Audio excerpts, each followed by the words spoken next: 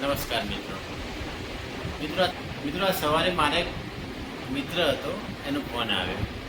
એટલે એ કહે છે કે મારે કે હું જોબ કરતો હતો, એને મને એક સરસ મજાની એમ પીડીએફ મોકલી, એક મોબાઈલનો વોટ્સઅપ કરી. તો એ મેં પીડીએફ જોઈ. તો લગભગ એમાં અંદર એને કંઈ કંપનીમાં જોબ કરી હતી, એમાં એનો એક ટીડીએસ કપાયો હતો. તો ટીડીએસ લગભગ અંદાજે એના 7,500 એટલે 7,531 રૂપિયા જેવો હતો. તો મને ક્યાંક આને કે મારે રિટર્ન લેવું હોય તો મને મારા ખાતામાં ટીડીએસ જમા કરવો હોય તો થઈ શકે? મેં કીધું 100% થઈ શકે. મિત્રો અત્યારે તો એને કંઈક પણ આ ટીડીએસ કઈ રીતે જમા થાય? કેમ કે ઘણા લોકોને જે ધંધા કરતા હશે, રોજગાર કરતા હશે, નોકરી કરતા હશે, એ બધાને ટીડીએસ કોઈને કોઈ સ્વરૂપે ટીડીએસ કપાતું હશે. સરકાર દ્વારા એવું ટેક્સ કપાય કે જે તમને મજરે મળે. તમને જ્યાં તમારા એ તમારો પોતાનો જ પૈસો છે, પણ એના સરકાર સામે તમે વ્હાઇટ આવક બતાવો, તમારી પોતાની પ્રોપર આવક બતાવો, અને એનો જે ટેક્સ લાગ્યો હોય એ તમારે જ્યાં તમારા બેંક ખાતામાં રિટર્ન કરે. તો મેં કીધું હા ચોક્કસ મિત્ર, તારું રિટર્ન તને મળી જશે. તો કે મને લાવી આપો. પહેલાં તો એવું આવી જશે મિત્રો. એટલા માટે કે એની પ્રોસેસ હોય કે તમારે એના માટે નોર્મલ જે દર સાલ સરકાર જાહેર કરે છે કે ભાઈ 3જા મહિનાથી 6ઠા કે 7મા મહિના સુધી રિટર્ન ચાલુ છે, ઇન્કમ ટેક્સ રિટર્ન દ્વારા તમે સરકારમાં આવક બતાવો છો. જે તમારી પ્રોપર આવક હોય, કે ધારો કે તમારો પગાર થતો હોય મહિને 15-20 હજાર કે 25-30 હજાર, તમે ધંધામાં ટર્નઓવર કરતા હોય, ધંધો કરતા હોય, આ બધું તમે જે ટર્નઓવર વસ્તુ છે એ તમે તમારા ઇન્કમ ટેક્સ જે રિટર્ન તમે ભરો છો એના અંદર બતાવો. તો નીચે માઇનસથી તમારું રિફંડ તમને તમારું આ પાત્ર હોય નીચે બતાવતા હોય. તો રિટર્ન ફાઇલ કરે તમારું રિટર્ન તમને મળી જાય. તો આ મિત્રએ 2024-25 રનિંગ વર્ષ એનું રિટર્ન એને જે મળવાપાત્ર હતું તે એને રિટર્ન ફાઇલ કર્યું જ નહોતું. તો વિચાર કરો કે 7,531 એને લોસ પડ્યો કહેવાય.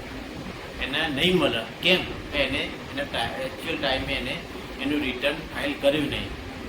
તો આ ફાઇલ કરવું જરૂરી હતું. આ રિટર્ન ફાઇલ કરશો તો તમારો જે તમારા ટેક્સેબલ જે પૈસા હશે તમને ચોક્કસ મળી જશે. ઘણા તો એ બી નહીં ખબર હતી કે મારો કેટલો ટીડીએસ સરકારમાં જમા છે, મારો કેટલો પૈસો સરકાર પાસે ટેક્સ સ્વરૂપે લેવાનો છે.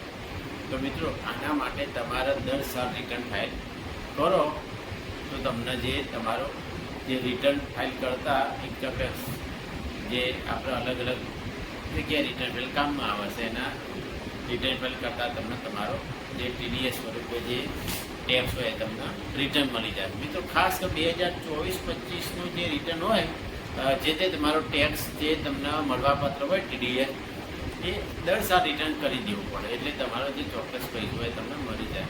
તો આ એક જવાબ હતો કે આપણો ટીડીએસ કઈ રીતે મેળવી શકાય. બસ મિત્રો આજ તમારા જોડે આ એક વાત શેર કરવા આવ્યો હતો. તો આપ જાણો છો કે દર સાલ રિટર્ન ફાઇલ કરવું કેમ જરૂરી છે.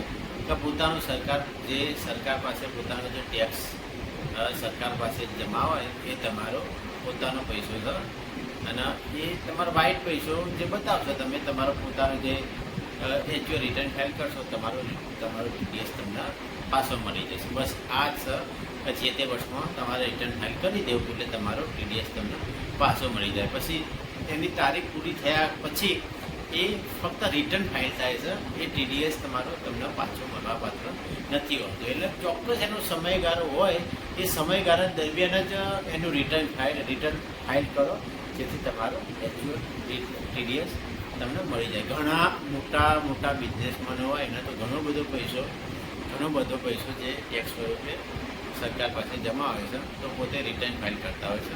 અને આપણે નાના માણસ હોય તો એનું રિટર્ન ફાઇલ કરવાથી કંઈ નુકસાન નહીં.